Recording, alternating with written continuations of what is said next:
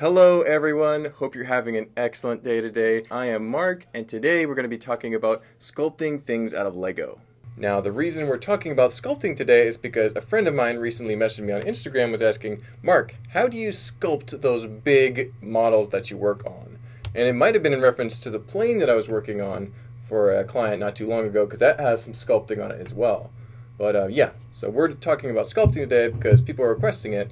And if there's something that you would like to see us talk about, definitely leave us a comment and let us know, because we're always looking for new ideas. And if there's something you want us to just yabber on about, especially Lego related, please let us know.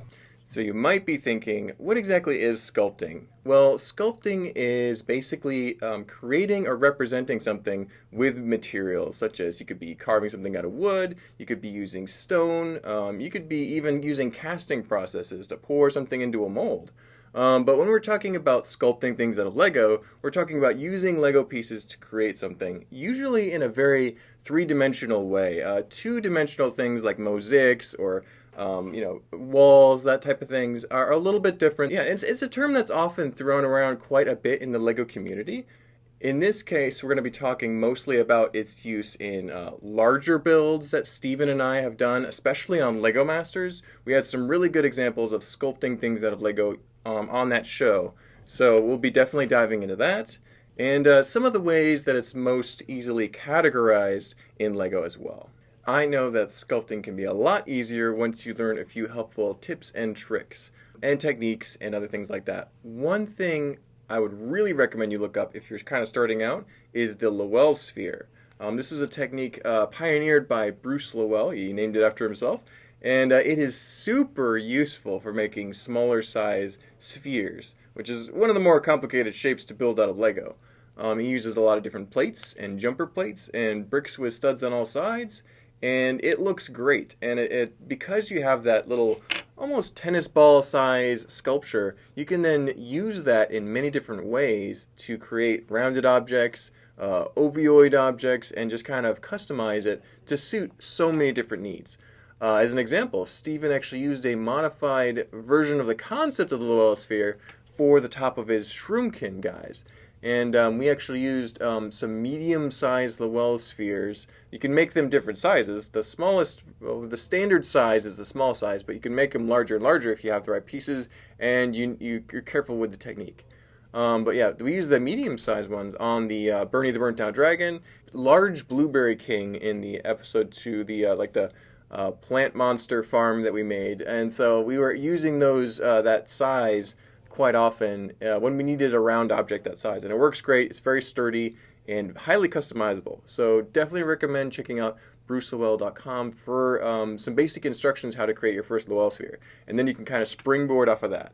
Now, I have a couple pieces on the table. I can give you another few pointers on how to get started on sculpting using SNOT. We talked about that earlier, but it really brings a sculpting project with Lego to life. You can do so much more complexity, and really get some amazing shapes. So you're going to want to use the headlight bricks, or they're actually technically called the bricks with studs on their sides. And they come in different shapes and sizes, but this is kind of the basic concept. With this you can have bricks sculpted on the top and then bricks sculpted on the sides as well, and that gives you just so much more ability. The problem is, if you stack them just together like this, that's actually the wrong height between the studs for things to snap down. It's not going to snap down correctly. It just won't work. They're too close or too far. So you can get around this by putting 2 plates between each brick with studs on the side, just like that, and then all of a sudden they snap perfectly to bricks going on the side and on the top. So with that in mind, you can then have towers with plates and sculpting on the side. You can have rounded objects, all sorts of things. And using those 2 plates, remembering brick, 2 plates, brick, 2 plates. But you can repeat this as many times as you want, as long as you need it. Thankfully, the bricks with studs on their sides have a great clutch power, which means you only need a few to get a piece very securely attached to the side, just like that. So we got that plate on the side, and then you could then have slopes or plates or bricks to kind of round out that side if you wanted to kind of make a really cool shape using just a few pieces. Another useful piece to use when sculpting your creations is the bracket. And these also come in a variety of sizes and shapes, and they're often a little bit stronger than just bricks with studs on the sides. You can see there's a bracket with 4 studs on the side, and there's a bracket with 4 studs on the sides going up. So there's one going down and one going up. Very useful. Now, it's important to note, I kind of prefer the bricks with studs on the sides versus the brackets because there's a little edge on the front area where you have your bricks going on the side, and that creates a little gap between the pieces on their side and the pieces that are going up. So let me show you guys. There's a tiny space there that can create an issue if you have a very smooth surface. So definitely keep that in mind, but brackets can be super useful if you're not too worried about that little gap right there. Now, not all bricks with studs on the sides are created equal. You've got these older style headlight bricks. This is actually, I think, more accurately describes a headlight brick because it's indented on the front. And that means you won't be able to attach plates on the side without that little lip at the bottom causing an issue. I'll show you guys a picture so you can see what I'm talking about. But that means that you can only have the plate on like this. However, because it has a spot for a stud in the back, you can get really tricky with these guys and have studs on the side by inserting one plate between each layer of those bricks on their sides. You can use the top of those bricks as the studs on the sides and therefore attach plates to them. Just like that. So that way you can have more detail in your creations, things on the side, and utilize those pieces that would otherwise be kind of tricky. One great example of sculpting, if I do say so myself, was a recent build for me and Steven that was a remake of one of our LEGO Masters builds on the show, and that is the gigantic world serpent Jormungandr. And we had a lot of fun with this build, and it used a ton of pieces, and it's very big, but also used some really, some nice simple sculpting techniques, as well as a few more advanced ones. So we'll kind of break those down. I actually have my computer right here in front of me, and I'm going to be showing the pictures on the screen as well, so you can kind of follow along while I'm describing the different techniques that we're using. Yes, so here we've got the whole build. You've got the 3 chunks of the sea serpent that are visible above the water. And I want to talk about the water for a quick second. That is pretty simple sculpting down there. It's got a rounded edge, but the bricks are just going upright. There's no SNOT going on. You just got some transparent bricks going upright, and then that surface of the water has that nice, very gentle rolling undulation, and that is achieved just through transparent plates on transparent base plates. We're using a lot of transparent bricks in the water to try and get that kind of clear, watery look. But yeah, you've got just little stair steps of pieces going all over the surface of that, and using different colors to kind of highlight different, almost like different altitudes. If you ever looked at a topographical map, it shows different colors representing different heights of the landscape. So that's what's kind of going on here. You've got the lighter pieces representing little peaks of the waves, and the darker blue pieces kind of the valley areas between the waves.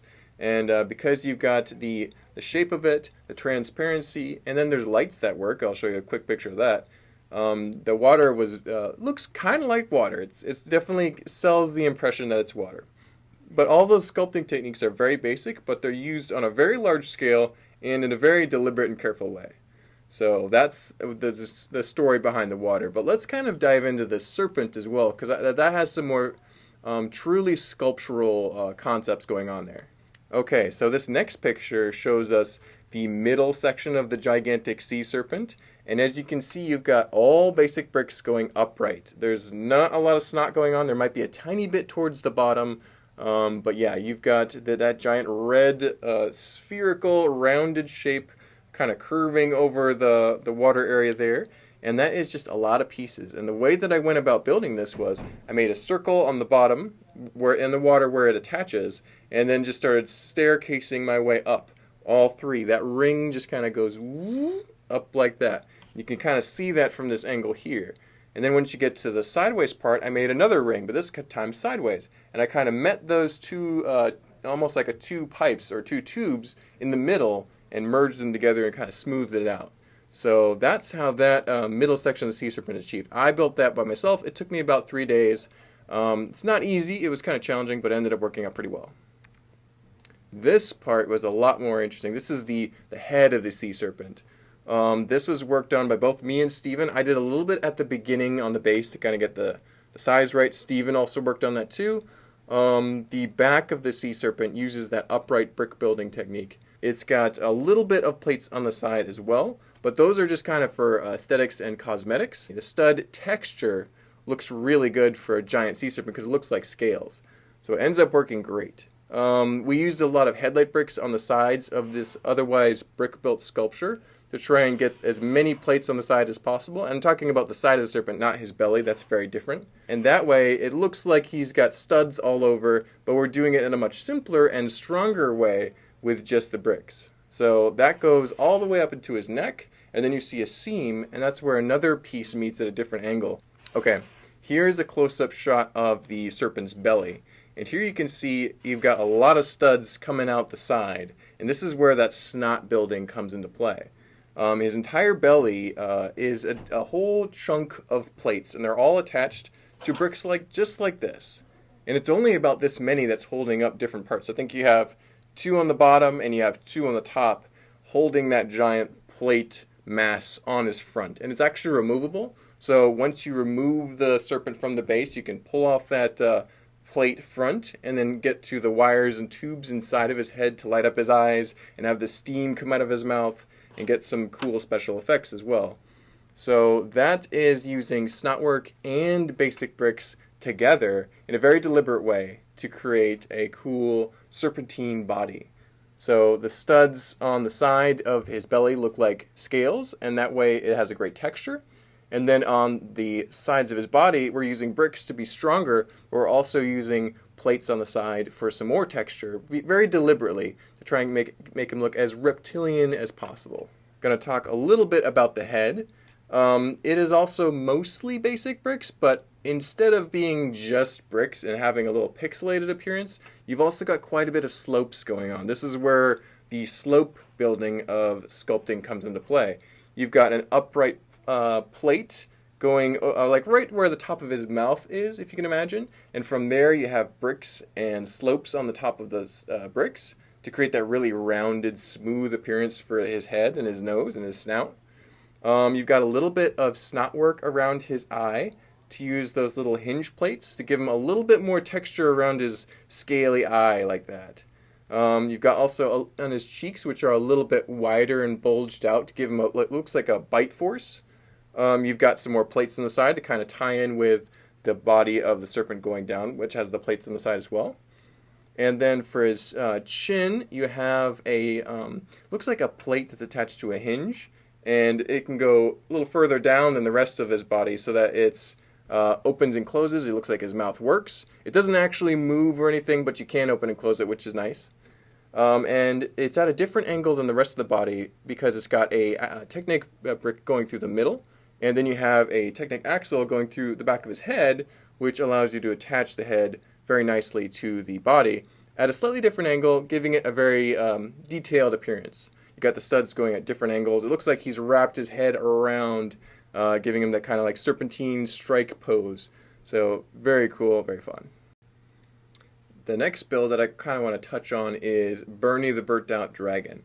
And this is a build that me and Steven did for episode 8 of LEGO Masters, which was the Puppet Master Challenge, which was a ton of fun and extremely challenging. We're not going to talk too much about the episode itself. We're really talking about the sculptural elements of that build that we built for that challenge. So Bernie here, he is a great character. We're really trying to focus on the character of Bernie, so we have to use our sculpting abilities to try and create that appearance, kind of create that mood. In our case, the mood was supposed to be kind of like a burnt out dragon. Steve and I were very tired throughout LEGO Masters. It was a very tough experience. And so we were trying to make him as burnt out as possible. Steven did an amazing job with the voice.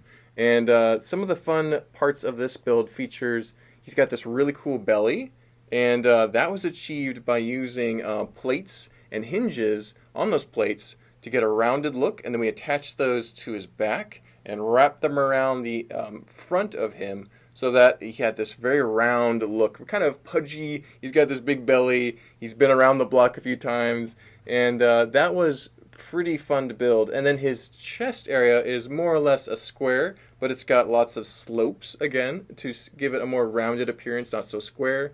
On his shoulders, which are very poofy and very Muppet-like, he's actually using two medium-sized Lowell sphere halves with a bunch of slopes on them, so that they appear rounded and a little cartoonish almost. We're trying to avoid pure realism, but make it look like a realistic puppet, because puppets have their own style and artistry to them as well. You've got some really fun sculptural elements going on around his face and his snout and his mouth.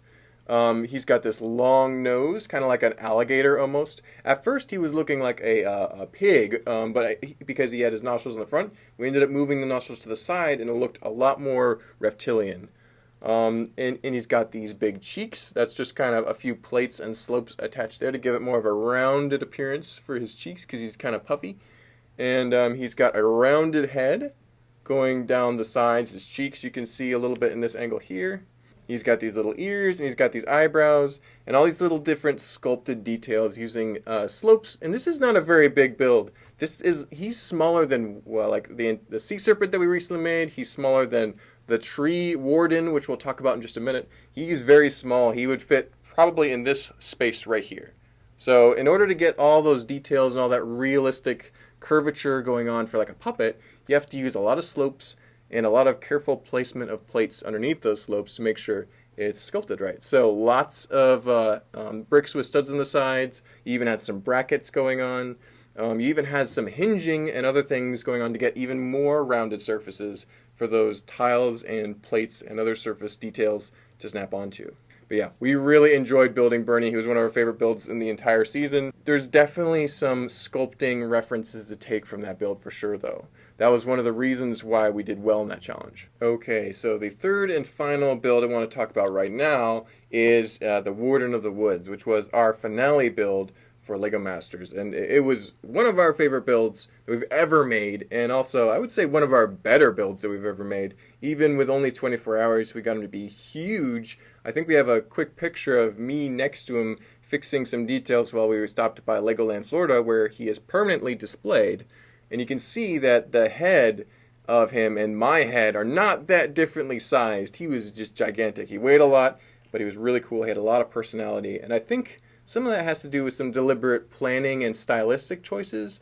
I'm hoping that at some point I can make a video kind of more about planning and being deliberate with your Lego builds, your Lego sculpting. So hopefully that'll come out soon. Let me know if that's something you're interested in the comments.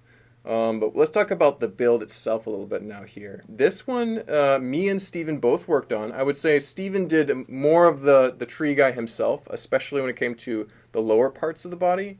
And then I was able to help with some of the more detailed parts on the top, because I was working on the landscape where he goes on. And we'll actually probably touch on landscape sculpture in just a second here too. He is huge. And the sea serpent that we built earlier uses basic bricks to sculpt your way up, kind of like a tube. And you can imagine he's got like two giant sea serpents for his legs. He's got this rounded footprint that is built up and kind of moved side to side to create that sculpted appearance for his legs. And we also left little gaps here and there, and we filled those gaps with transparent green bricks so that his legs would light up. So not only is it just like a huge sculpted tube coming out of the ground to make his leg, but you've also got little veins of green transparent bricks in order to give it a really cool effect once the lights went out. And then going up to his waist, you can't really see it because it's a little bit obscured by that sash that he has.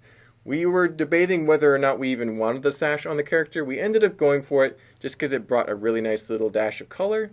But underneath there, his waist is basically solid bricks and somewhat rectangular because we wanted to have a strong foundation for his big torso to go on. And the torso, the edges of the torso are very sculpted. They've got these inverted areas going up. And you've got the front is actually pretty flat because he's got these sections of abdominal muscles and pectoral muscles kind of protruding. And that's how Steven built a little section of brick and then attached them onto the front of the body so that they really stuck out. He looked really like cut and buff. He looked strong. Like this guy could go toe to toe with King Kong and come out all right. And so he's actually using ball joints and hinges to get those shoulder muscles to angle just like that. And that had a really cool effect. It looked fantastic, close and far away. And then once you got past his torso to his shoulders and arms, they were all just 100% sculpted bricks, solid all the way through.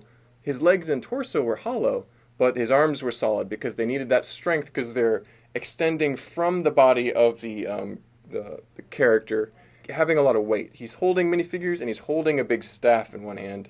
And so he had to be able to have the strength to keep his limbs up and not fall apart or break. So they're just bricks sculpted. I think that his front forearm holding the figures had a hinge so that you can kind of adjust it and kind of get the right character pose for it. But yeah, that's a lot of slopes, a lot of bricks, and some tiles and plates as well. So that's, I would say, the majority of his body is bricks with some slopes and a little bit of tiles. So the head of the Warden was very different from the body. Stephen initially was trying to sculpt a rounded shape somewhat like this, using bricks. And that was actually very early on, and I encouraged him to try and build the legs first. And he ended up going with that instead after a little while of spending time working on the head. And he got the body and torso built very quickly. But we eventually needed to finish the head, and I was able to convince him to build a cube shape. Kind of like almost a more square minifigure head was kind of the inspiration. We wanted him to look like a Lego minifigure, not look too realistic, too different from Lego's character personalities. And yeah, so it ended up having a lot of plates. So in contrast to the body, which is mostly bricks, his head is almost exclusively plates, with a few bricks thrown in and a few slopes thrown in. But you have a four-sided section for his head. So you have the face, you have the sides, and then you have the back of his head as well as the top. So technically 5 if you're counting it. All sides of his head had brick studs going out. And he had 2 large eyes, he had lots of tiles, and a few details of green moss here and there. And then on the surfaces, you had his ears attached and the branches on the top of his head as well. But the one important thing to note is to sculpt that very rounded cube shape, you have bricks and studs on all sides. So you can attach bricks this way, you can attach bricks this way, this way, this way, and so on to get as much rounded texture as possible and to kind of keep it minifigure-esque as well. Oh yeah, that's a great shot of him. I had to show that. But we ended up going for a more simple design for his face. Just because if you go too detailed, it can kind of bring you into the uncanny valley. And in trying to be more realistic, it actually kind of triggers a weirded out response in people.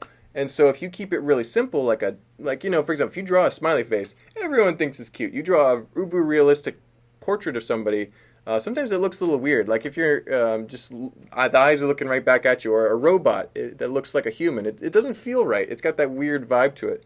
So we want to make sure that, first of all, we had time to finish it. Secondly, it looked cute and very personable, and you could kind of assign a personality to it in your mind unintentionally. And so that's another design choice. We probably want to talk about when you're designing your sculptures. You have to be very deliberate about your choices.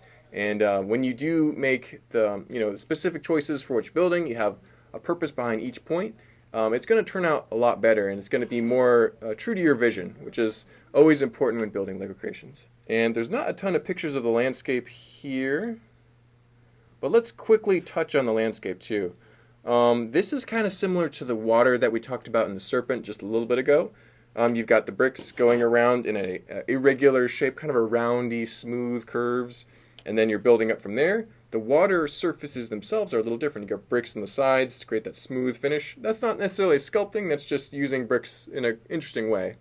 The waterfalls are sculpted using the transparent pieces and stacking them kind of at an angle, almost like a smooth stairway, and then that way it looks like white waterfalls, which worked great when the lights came through them. And then all the rocks and landscaping after that is slopes and plates. So you got, again, your main go-to techniques for sculpting. And also, if you're new to this, I would highly encourage you to check out other builders' builds. See what they're doing. Ask them questions if you're not sure how they accomplish a specific technique. Not just me and Stevens, but there's so many amazing sculptural builds out there. Highly encourage you to check out those builds, be inspired by those builds, learn from those builds, and kind of apply those different techniques and artistry to your own creations. Not necessarily copy, but be inspired by. That's highly encouraged. That's kind of how Steve and I got started, was seeing what other people built and realizing we wanted to do that too. So definitely check those out. Well, I hope you've enjoyed this little discussion about sculpting and some of the techniques that you can use to sculpt things out of Lego. I would definitely encourage you to try your hand at this if you have not. Definitely look up some techniques for sculpting, especially spheres, which are the most challenging of all. Yeah, and definitely start small if you've never sculpted before. Try doing a few round shapes, a few ocean waves, things like that, like a rounded landscape. So keep it simple, and the more practice you get, the more confident you'll get. And once you get kind of that skill and confidence level up, you can basically build anything, even with not a ton of pieces. You can have a small amount of pieces and still build some amazing sculptural pieces. So definitely encourage you to check that out and continue to build with Lego. It's amazing. Highly recommended. Thank you guys so much for joining me today. I sure appreciate it. If you enjoy this kind of content, don't forget to hit the like, comment, and subscribe buttons. We sure appreciate it. It helps the algorithm so much. And you guys have an excellent rest of the week. We'll see you around real soon.